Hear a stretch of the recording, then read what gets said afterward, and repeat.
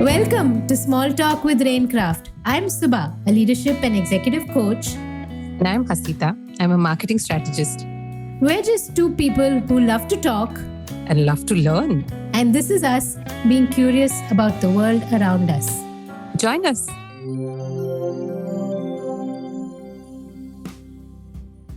Hi, Small Talkers. Today I have a special guest, Jayna Kothari. Jayna is a senior advocate and practices in the Supreme Court of India. She graduated from University Law College and read the BCL at Oxford University. Now, she runs her own private practice and CLPR, Center for Law and Policy Research. I'm looking forward to a conversation with Jayna to talk about the legal profession, senior women in the legal profession and what that looks like, and also to understand how it is when social justice forms a large part of the work that you do. Listen on. Hi Jayna, welcome to Small Talk with Rainkraft. So happy to have you here. Hi Subha, happy to be here. I do listen to your podcast and find it quite useful. So thanks for having me. Great. Thank you so much.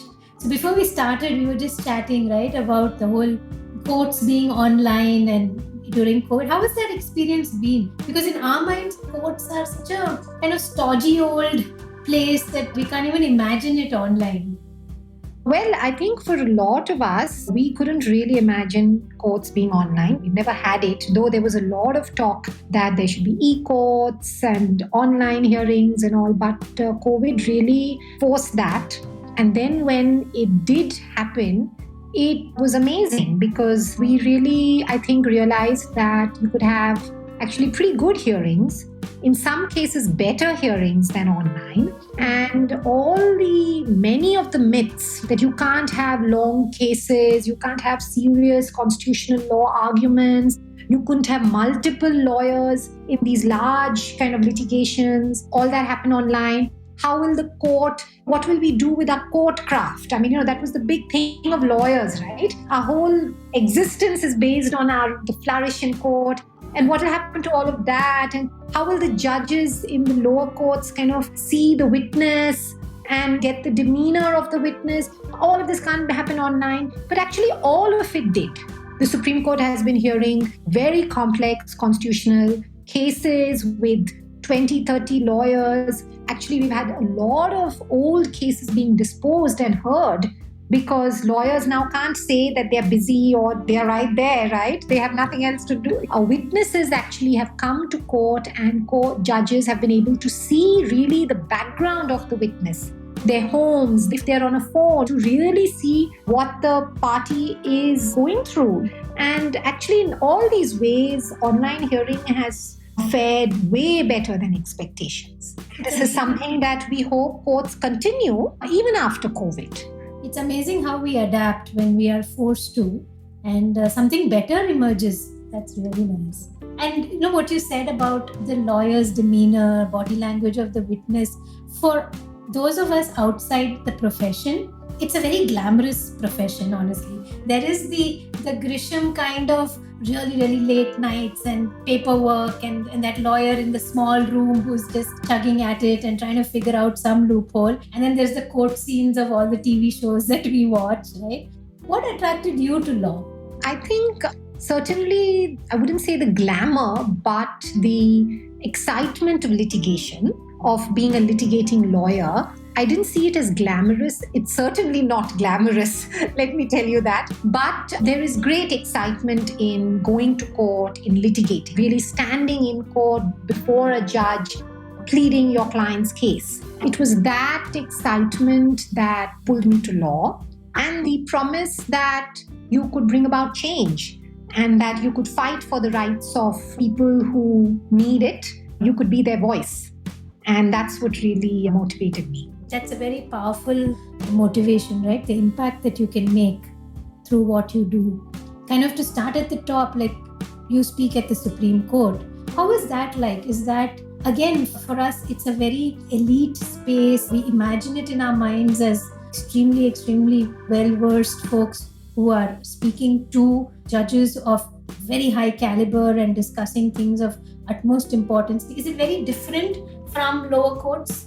Yeah, I mean, the Supreme Court is certainly very different from the high courts.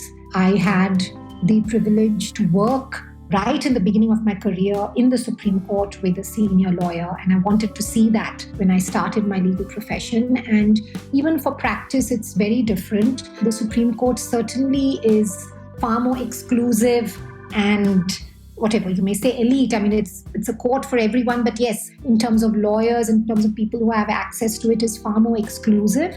As a lawyer, when you first start appearing, it can be very, very daunting because the Supreme Court has its own kind of set of senior counsels and the familiar faces. And when you come from outside the known faces and you're a younger person, it takes that much time for you to plead your case. It's unfamiliar, you're scared, you're nervous, all of that.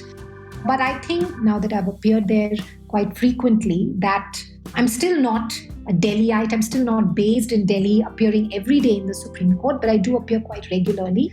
And so then a little bit of that goes away, that fear and that kind of uncertainty goes away as you get familiar.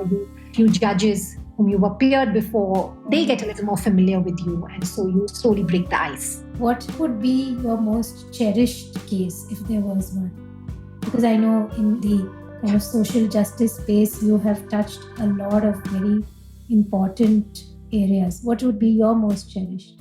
I've had a lot of different cases that have been quite big and important for different reasons. But I think possibly one case, one of many, but one that stands out was the case, the name of the case was Independent Thought versus Union of India. And this was a case where I appeared for an intervener. An intervener is someone who kind of is not a party to the case, but then asks the court to make them a party. And this was a case where there was a challenge to the exception to child marital rape. In our law, now that we have the whole kind of debates on marital rape going on, because in India, the criminal law doesn't recognize rape within marriage as rape. So there's an exception of marriage. But there was another exception in our penal code which says that the sexual assault of a bride or a wife who's below 18. So though the age of consent is 18, but if you're 15 to 18 and you're married, it is still consensual. So it's not taken as rape. So in a way, it was actually recognizing child marriages, right? Because you're saying that it's okay to have sex with your wife if she's under 18 because she's your wife.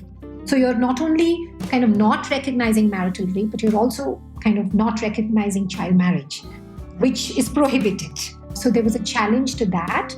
And there were arguments in which I represent the child rights group. And finally, the Supreme Court held that this would be unconstitutional. And I think it opens up the argument for recognition of marital rape. It's like a precursor, but it really was very fulfilling kind of set of arguments because for 2 days, the judges heard me patiently, and really kind of have given a judgment where many parts of it are quite progressive. There was one argument raised that if you recognize this, it would lead to the breakdown of the institution of marriage. And the court said, what is an institution of marriage? It's what two people make. Does it mean that we preserve it at any cost? And what about the rights of young girls to choice? So in that sense, it was quite important. It led to a great judgment. And the second day of my arguments was on my birthday. So I kind of many momentous memories with that case. I'm sure something like this, obviously the impact of it stays on the system. And even for you as a person, right? To be able to argue something that you feel so strongly for and is so important for the population, for the girl child population. So is that how it came about that you have a private practice today and you also have a not-for-profit trust? How do you balance that? So I started with a private practice. I worked earlier as a junior lawyer with different lawyers. And then when I wanted to have my own practice, I was always taking up cases pro bono for NGOs or for people referred by NGOs on human rights issues, but they were all non-paying. So I couldn't survive on that. So therefore, I did need a private practice which would be remunerative. And I also wanted to do a wide range of work. So I always started with my private practice and I would do whatever other cases that came my way, even if people were not able to afford legal fees, I would still do them. Because for me, it was like, okay, I'll just do a few cases which are free. It really doesn't take away too much of my time and I'll do it. And I still had my private practice, which was earning me my bread and butter. So that's really how I started out. It was only much later, around 10 years ago, that when I started getting a lot of other work, I said, we must institutionalize it. And so then my private practice continued. Then we set up an organization called the Center for Law and Policy Research, where one of the areas of work was strategic litigation, human rights litigation, which would be pro bono most of it. I think the institutionalizing of it is important also because you need people with very different mindsets for the two. I'm sure that today we hear a lot of youngsters, and I'm sure even in the legal profession, that the cause is important, or what the company stands for is important, how the company produces its goods or its services is important. So do you find that you're attracting a certain kind of youth today for CLPR different from the private practice? In a way, what are they doing right? Are they coming in with the right mindset? Yes, certainly. I mean, I think the kind of people we attract is very different, because someone who applies to just join any practice, any senior lawyer's practice, would just want perhaps a wide range of work. Some lawyers have specialties, corporate law, criminal law, whatever. So maybe a little bit of that. But they may or may not have the exposure and the sensitivity to many of these issues. And then it would be like learning from scratch. Whereas those who apply to CLPR to work, whether it's research-based or litigation-based work, most of them, of course, we do get fresher applicants, but most of them are people who have always been interested in many of these issues of gender, disability, inequality, that they've worked on, that they've experienced themselves. Many of them go on to do master's courses. Some of them have worked with perhaps other NGOs. So they're already oriented towards some of these issues. And that's why they apply to us. That's why CLPR becomes attractive to them, because they're concerned about these issues and they're interested in these issues. Yeah, but we still may have to handhold them because they may not have worked exactly on the particular issues of the center. But at least there is a mindset which is already focused on looking at gender in a certain way. Whereas someone who would just join a regular practice might not even be exposed to many of these issues and conditions. What about a youngster who may walk in saying, this looks interesting, appealing, feels like the right thing to do, but I'm not sure. How do I know if it's for me? Oh, we get a lot of people like that. Of course, they don't tell you that. They'll join, but they are not sure, right? So they join and are figuring it out on the job. And I feel that a lot of young people do go through this.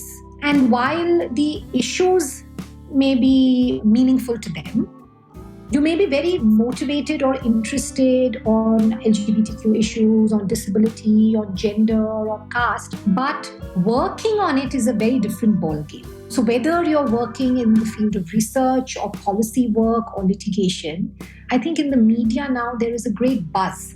So these are avenues that were perhaps not open to our generation. 20 years ago, if I wanted to join a research organization on social justice issues, there weren't any organizations. There was no opportunity. There were no opportunities. It's only now in the last 10 years that there are organizations that are able to get support and are able to hire bright young people to do research work, to work on policy, to work on human rights strategic litigation. In our times, there were hardly one or two organizations all over the country. So it is very exciting. It sounds very exciting and sexy to work on these issues. And it is. It's a lot of fun. But when you learn the ropes, it's hard. Anything is hard. So that's when people have to figure out, is this for me? Can I sustain it? Can I do the hours? Can I put in those initial 2-3 years that it takes before you really get to do the cream work? It takes that much time. And that's what I think young people have to figure out.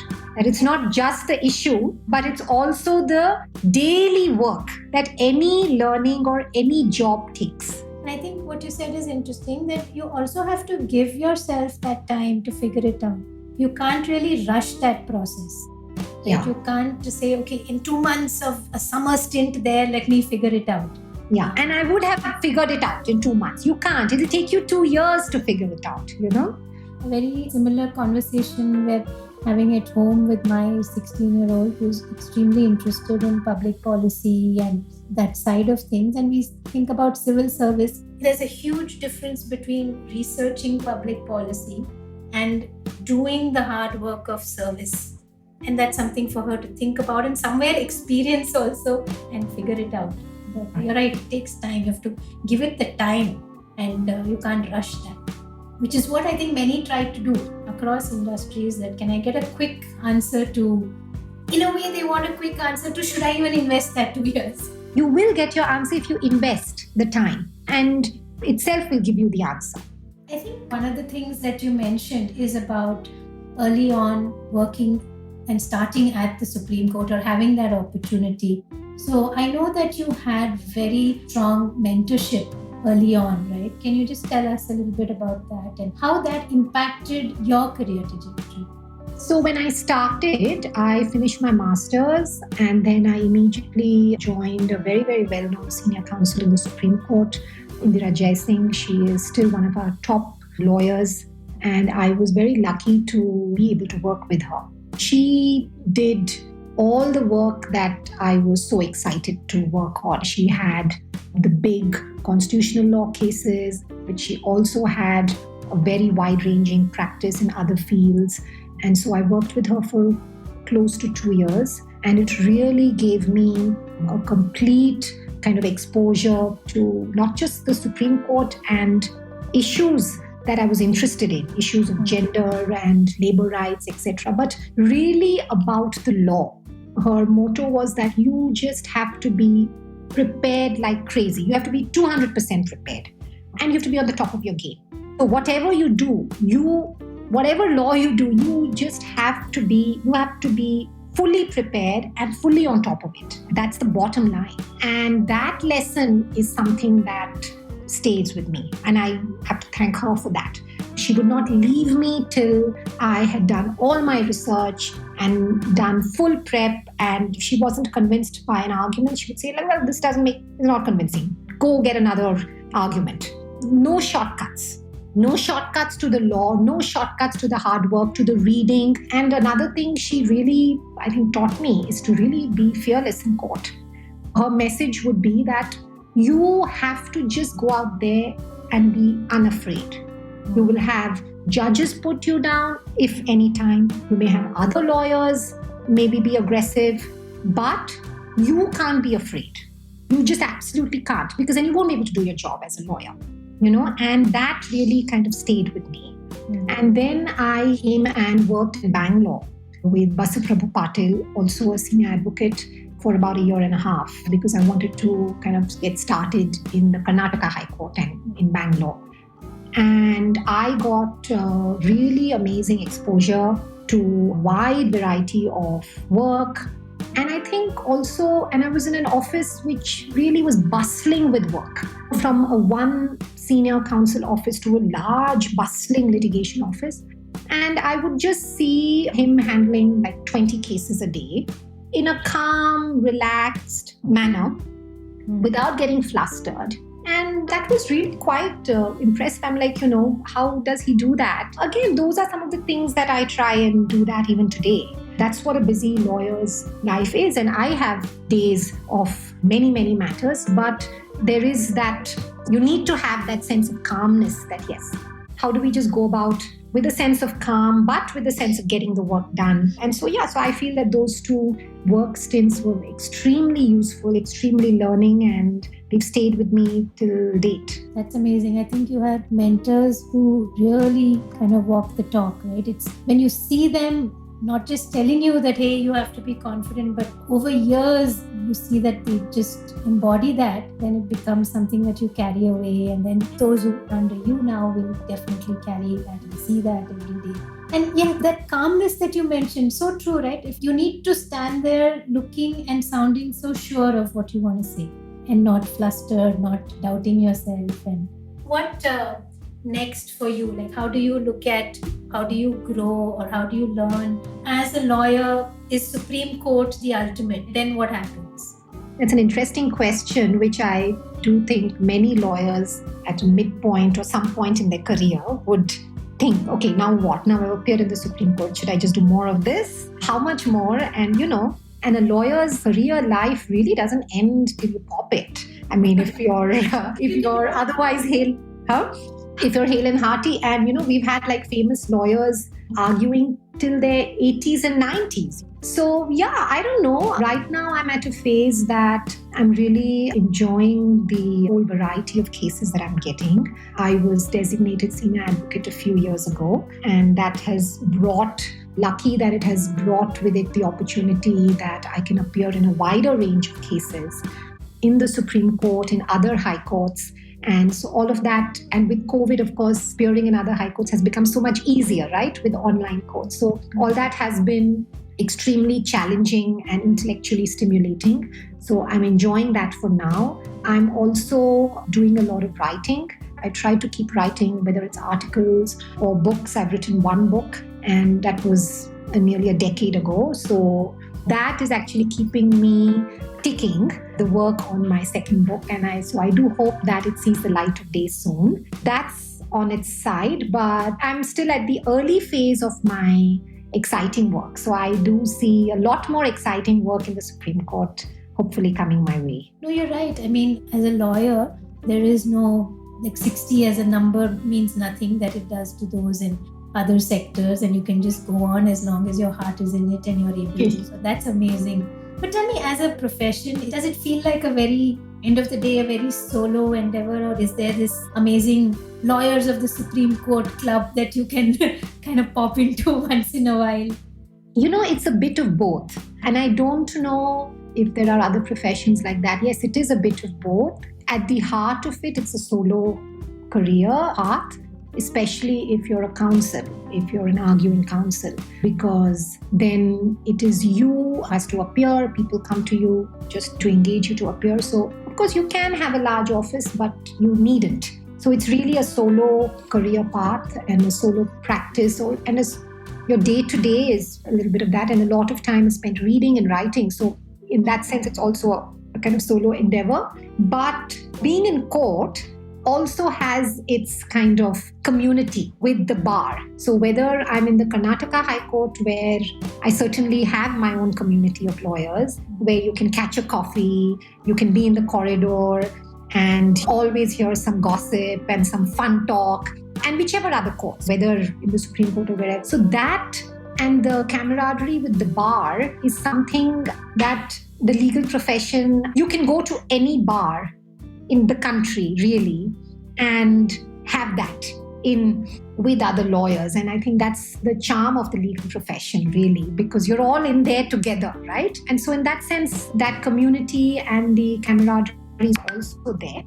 It has a bit of both, but I think at the heart of it, it's a solo endeavor. And a lot of the work that you do by itself is so intense, right? By nature, especially on the social justice side, that you would need that camaraderie, you would need those spaces to, in some way, unwind a little bit and take your mind off the heaviness of... You need to unwind and get some, and it's good to be out there. And also, sometimes I find it very useful to even bounce off some of these ideas with my other lawyer friends who are not doing, get a sense from them, hey, how do you think this will fly? Because ultimately it's in court and I have to convince the judges. So it's good to sometimes get that bouncing off of ideas.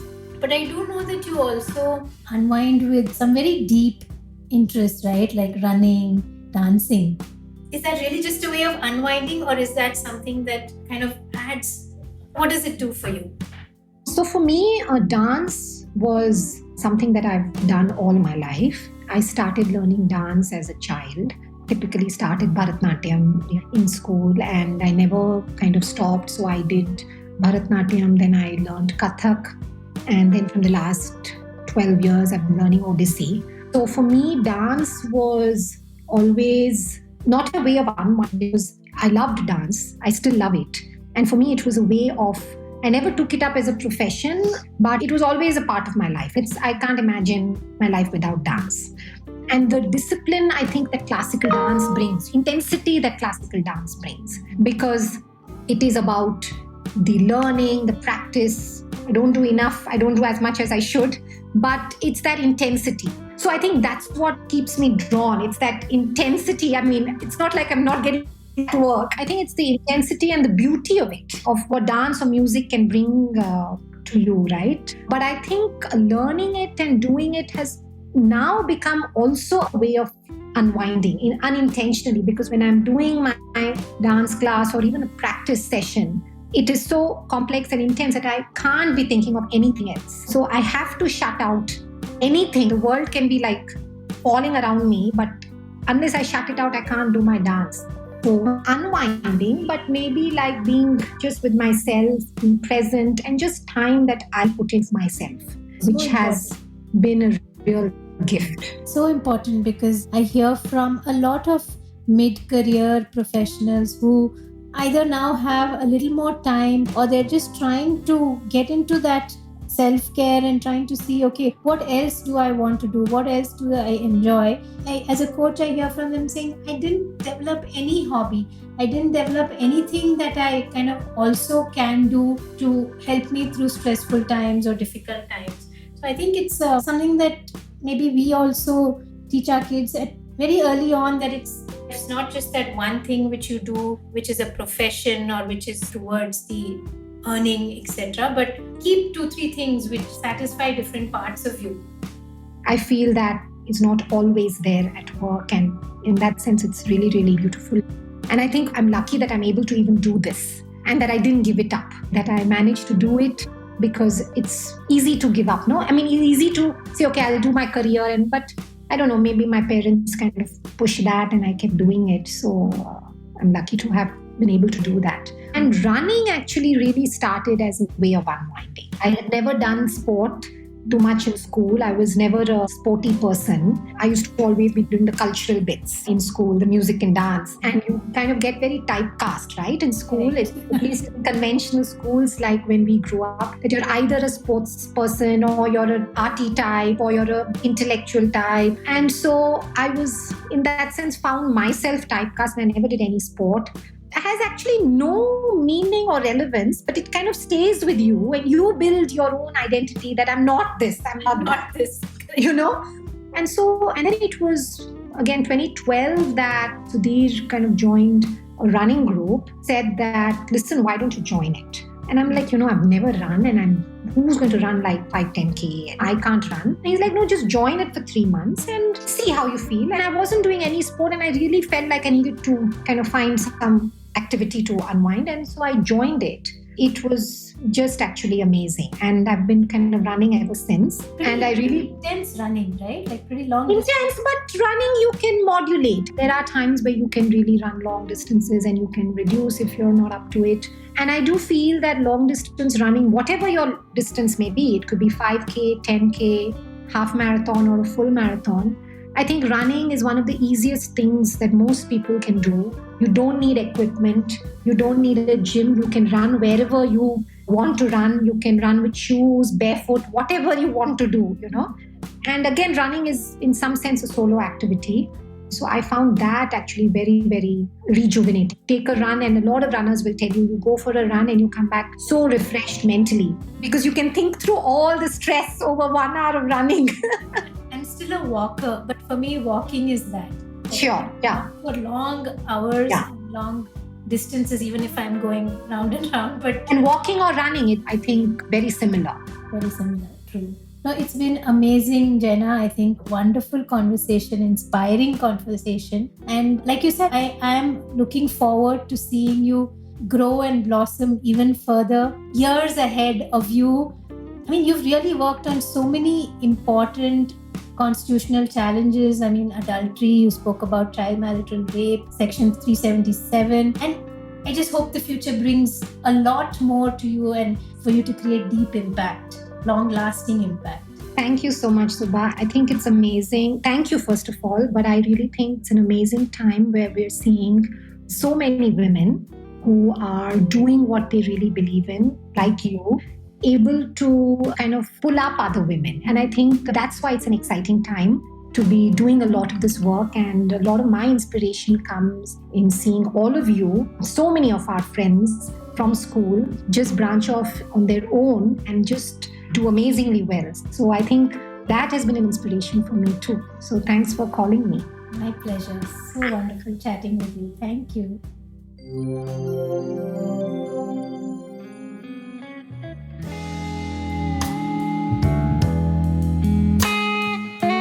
Thank you for listening till the very end. We hope you enjoyed the conversation.